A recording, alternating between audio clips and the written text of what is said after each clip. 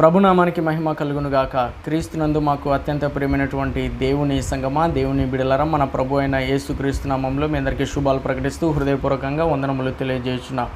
ఈరోజు నేను మీతో మాట్లాడేటువంటి టాపిక్ ఏమనగా, యెహోవాకు హేయమైనవి ఏంటి, ఆయన దృష్టికి పవిత్రములైనటివి ఏంటి.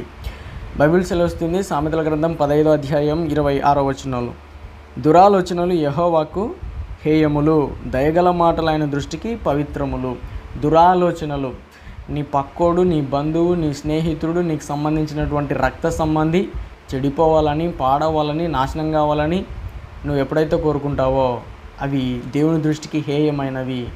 దురాలోచనలు, దురుద్దేశం, ఇవి దేవునికి అయిష్టమైనవి, దేవునికి పవిత్రమైనటివి. ఏంటివి అంటే దయగల మాటలు. బాగుండాలి, అందరం బాగుండాలి, వారి కుటుంబం బాగుండాలి, వారి కుటుంబం ఎదగాలి, వారి కుటుంబం సమృద్ధిగా ఉండాలి, వారి కుటుంబం కష్టాల నుండి విడుదల పొందాలి. ఇలాంటి పవిత్రమైనటువంటి మాటలు ఆయనకి ఇష్టము. కాబట్టి మనమందరం దయగల మాటలతో ఇతరులను ప్రోత్సాహపరుచుదాం. God bless you.